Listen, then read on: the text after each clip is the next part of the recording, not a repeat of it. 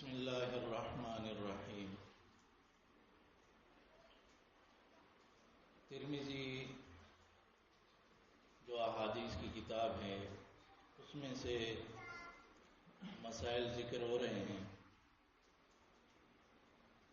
آج غسل کے حوالے سے کچھ احادیث ہیں اور پانی کی طہارت کے حوالے سے۔ یہ ایک مسئلہ ہے کہ میاں بیوی وہ ایک دوسرے کے لیے خود ہی لباس ہے، اس لیے وہ ایک دوسرے کو اپنے ایک دوسرے کے جسم کو دیکھ سکتے ہیں، تو ایک ساتھ وہ غسل بھی کر سکتے ہیں۔ میمونہ رضی اللہ عنہا فرماتی ہے کہ میں اور رسول اللہ صلی اللہ علیہ وسلم ایک ہی برتن سے غسل کیا کرتے تھے جب جنابت لاحق ہوتی تھی، من الجنابت۔ تو اس لیے یہ مسئلہ بالکل ہی بے ثبوت ہے کہ میاں بیوی اپنے ایک دوسرے کے جسم کو نہیں دیکھ سکتے ہیں۔ اسی طرح یہ ایک مسئلہ ہے کہ اگر شوہر غسل کر لے اور بالٹی وغیرہ میں کچھ پانی باقی رہ جائے، یا بیوی غسل کر لے اور پانی باقی رہ جائے، تو دیکھیں اس کو گویا کہ ناپسندیدہ سمجھا گیا کہ بیوی کے باقی پانی سے شوہر غسل کرے۔ اس مسئلے کو جو بڑے حضرات میں اشارے میں سمجھا رہا ہوں کہ شریعت جو ہے نا وہ میاں بیوی کی قربت کے لیے بہتر اس کو قرار دے رہے ہیں کہ جب جنابت کا غسل ہو تو دونوں اکٹھا کریں، باوجود ہے کہ الگ الگ اجنبیوں کی طرح الگ الگ وہ غسل کریں۔ اس کو ناپسندیدہ مکروہ جو ہے وہ قرار دیا گیا۔ ایک اور مسئلہ کہ پانی، جیسے مثال یہ ٹینکی ہے، اس کے اندر کوئی گندگی گر گئی اور تو کیا وہ گندگی کے محض گر جانے سے وہ پانی ڈرم کا یا جو بھی ہو وہ ناپاک ہو جائے گا، یا اس میں کیا مسئلہ ہے؟ تو دیکھیں ایک حدیث میں آتا ہے ایک کنواں تھا بئر بضاعہ کے نام سے، اور وہاں پہ پانی جمع ہوتا تھا، لیکن عام طور پہ صاف رہتا تھا، لیکن بعض اوقات ایسا ہو جاتا ہے کہ بارش ہو یا آندھی وغیرہ سے اس میں کچھ گندگی وہ گر جاتی ہے۔ تو اس طرح کے کنویں نہیں تھے جیسے ہمارے ہاں بہت زیادہ گہرائی کے، وہ پانی سے نکلتے بھی تھے اس کا پانی۔ تو اس کا جو ہے وہ 6 ہاتھ اور یہ چوڑائی تھی اس کی، اور ناپ تک اس کا یا کبھی گھٹنوں تک اس کے اندر اتنا پانی ہوتا تھا۔ تو اب یہ ایک خاصی تعداد کی خاصی مقدار کے پانی وہ بن جاتا ہے۔ اسی طرح ایک اور حدیث میں آتا ہے اذا کان الماء قلتین لم يحمل الخبث، جب پانی جو ہے 2 قلے جو حجر کے مٹکے 2 مٹکوں کے برابر ہو تو نجاست کے محض گرنے کی وجہ سے وہ گندا نہیں ہو جاتا۔ تو اس کنویں کے بارے میں بھی پوچھا گیا کہ کیا اس کا پانی پاک ہے، تو فرمایا کہ ہاں پاک ہے۔ اب ایک شخص ہے وہ کہتا ہے کہ میرا دل نہیں چاہتا، وہ الگ مسئلہ ہوتا ہے۔ بہت سی جائز چیزیں ہوتی ہے، کسی انسان کا دل نہیں چاہتا وہ اس کو استعمال کرنا، اس پہ مجبوری نہیں ہوتی کہ آپ لازمی اس کو استعمال کرو گے، لیکن یہ چیز پاک ہے کہ نہیں ہے، تو حکم یہ ہے کہ پاک ہے۔ کتنا پانی؟ 2 مٹکے اس کا حساب لگایا گیا ہے، اس وقت کے جو مٹکے تھے حجر کے، تو آج کل کے حساب سے 227 کلو پانی بنتا ہے۔ تو 227 کلو کا پانی، اتنا بڑا ڈرم ہو یا ٹینکی ہو، اس کے برابر اگر پانی ہو تو گندگی کے صرف گرنے سے وہ سارا پانی ناپاک نہیں ہوگا، لیکن اگر اس سے کم پانی ہو تو گندگی کے گرنے سے وہ ناپاک ہو جائے گا۔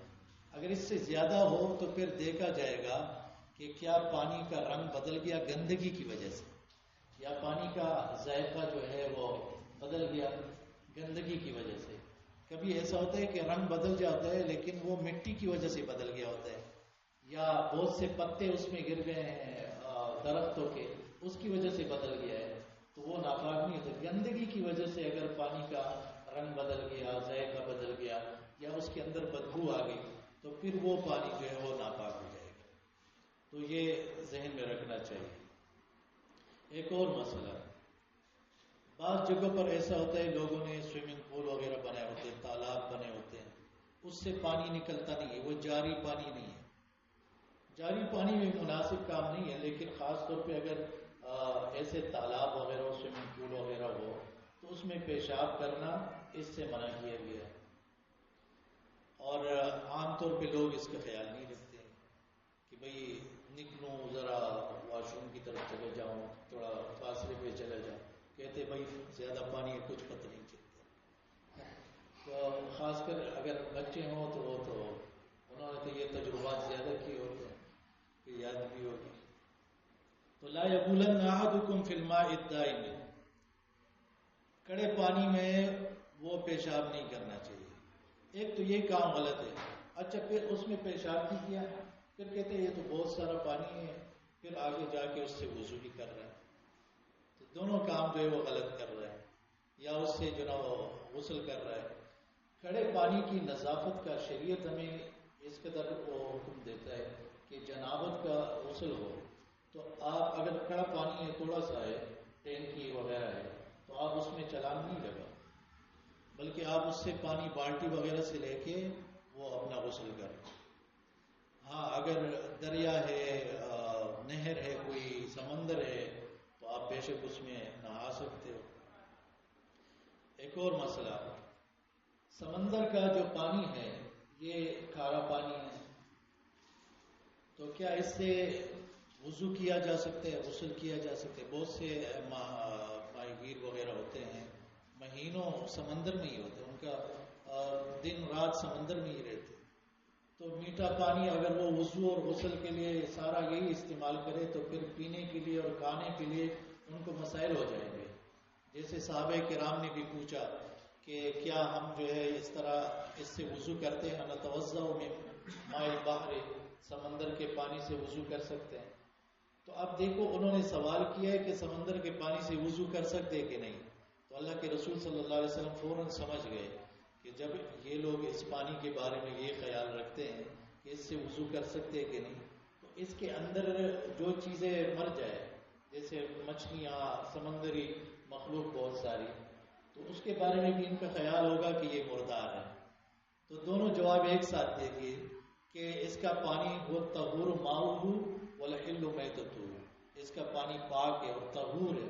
صرف پاک نہیں ہے، پاک کرنے والا بھی. آپ اس سے وضو بھی کر سکتے ہو، آپ اس سے غسل بھی کر سکتے ہو. اس میں مچھلیاں مر بھی جائے تو وہ بھی حلال ہے.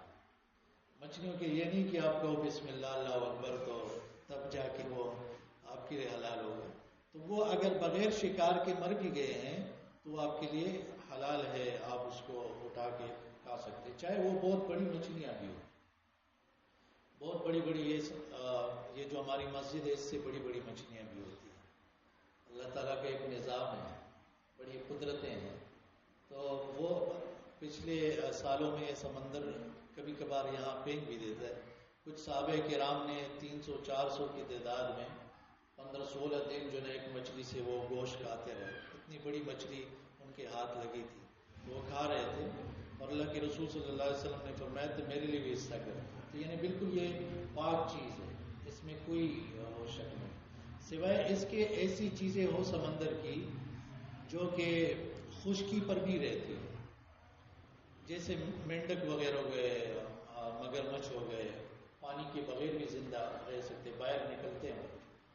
تو وہ پھر اس میں تفصیل ہے، جو زہریلا چیزیں ہوتی ہیں یا کچھ بھی والے، تو پھر وہ حلال نہیں ہوتا، وہ نہیں کھا سکتے. ایک ڈاکٹر نے پوچھا تھا کہ یہ مینڈک اگر میں دوائیوں میں استعمال کروں، طبیب نے، تو رسول اللہ صلی اللہ علیہ وسلم نے اس کو اجازت نہیں دی کہ آپ مینڈک کو جو ہے نا وہ مار کے اس کو دوائی میں استعمال کرو. حرام چیز میں شفا ہے ہی نہیں. اگر کچھ چیزوں میں لوگ کہہ رہے کہ ہے ہمیں، تو وہ ایک شخص کو کسی نے کہا کہ کوڑے والی جگہ پہ نماز نہیں ہوتی، تو اس نے کہا کہ میں نے تو جائے نماز بچائی تھی، ہو رہی تھی. وہ تو پھر ایک جاہل شخص اگر ہو تو وہ تو اس کو کون سمجھائے. لیکن اللہ کے رسول صلی اللہ علیہ وسلم نے کہہ دیا ہے کہ حرام میں شفا نہیں ہوتی ہے، حرام چیزوں میں شفا نہیں ہو سکتی.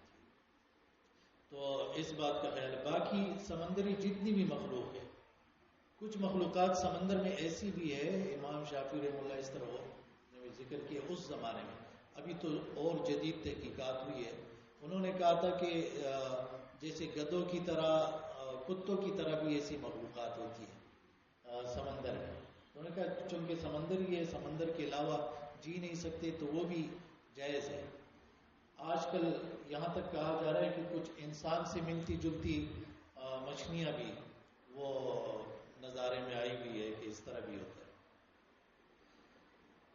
ایک اور مسئلہ وہ یہ ہے کہ جب بندہ پیشاب کرے تو پیشاب میں احتیاط سے کام کرے. ایسا نہ ہو کہ پیشاب کے قطرے چھینٹے اس کے بدن پر پڑے یا اس کے کپڑوں پر پڑے. اس کو یہ معمولی سمجھ رہا ہوتا ہے انسان، لیکن اس کی وجہ سے عذاب قبر ہوتا ہے. رسول اللہ صلی اللہ علیہ وسلم کچھ قبروں کے پاس گزرے اور ان کے عذاب قبر کا ذکر کیا اور فرمایا کہ 2 وجہ سے ان کو عذاب ہوتا ہے. ایک پیشاب کے قطروں سے اپنے آپ کو بچاتے نہیں تھے، پرواہ نہیں کرتے تھے. دوسرا یہ چغلی کرتے تھے. چغلی اس قدر خطرناک شدید بیماری ہے اور خطرناک عمل ہے کہ جادو سے زیادہ اس کو علماء نے خطرناک کہا. یعنی جادو کبھی کام کر جاتے کبھی نہیں. صحیح. چغلی جو ہے بڑی آسانی سے، اس میں جادو میں بڑی محنتیں لوگ کر رہے ہوتے ہیں، بڑے بڑے گناہ کر رہے ہوتے ہیں، بہت زیادہ عجیب اور غریب حرکتیں کر رہے ہوتے ہیں. اور چغلی میں بس صرف یہ کرتے میں آپ کا بڑا خیر خواہ ہوں، بس میں آپ سے ایک بات کہنے والا ہوں، آپ یہ کسی سے کہنا نہیں، اور اس کو تو بالکل نہیں کہنا، وہ ناراض ہو جائے گا. میں آپ کی خیر خواہی کے لیے کہہ رہا ہوں. بس آگ لگا دیتا ہے، خاندان کے خاندان کو برباد کر دیتا ہے، دوستوں کو، بھائیوں کو الگ کر دیتا ہے. تو چغلی کو آپ دیکھیں کہ کس قدر خطرناک چیز ہے. اس وجہ سے عذاب قبر ملے گا ایسے لوگوں کو، کیونکہ کام بہت برا کر رہے ہیں.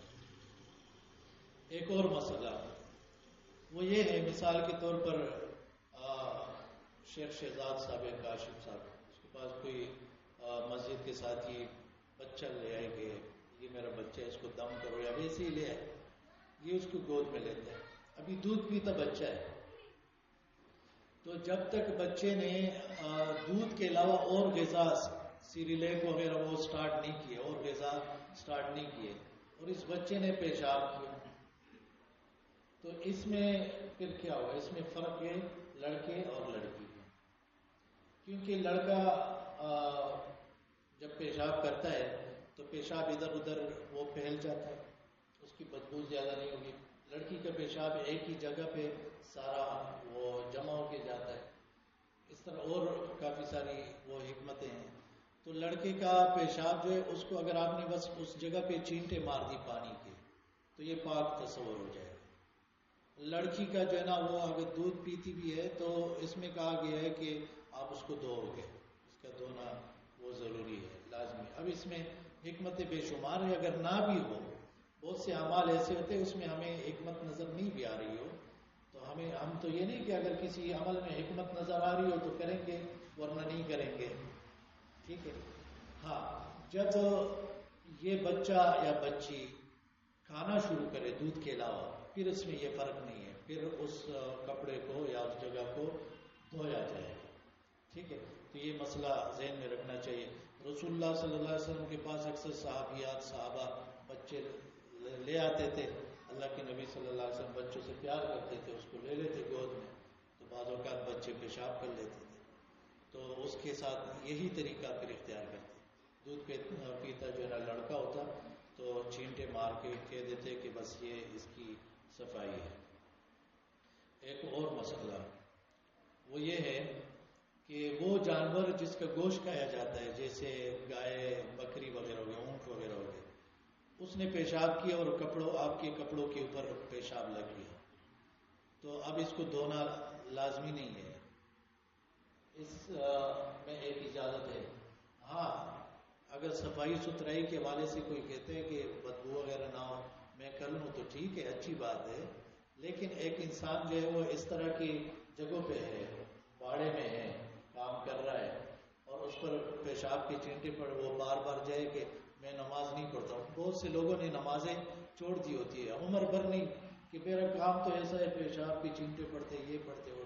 تو شریعت نے کہہ دیا ہے کہ بول مایوکل اللہ، اس میں کوئی باس نہیں ہے، کوئی پرواہ نہیں ہے.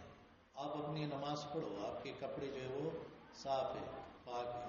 تو شریعت آسان ہے، دین کے اندر سارے لوگوں کے مسائل کو دیکھا گیا ہے. اللہ تعالیٰ بڑی حکمت والا ہے. اقول قولی ھذا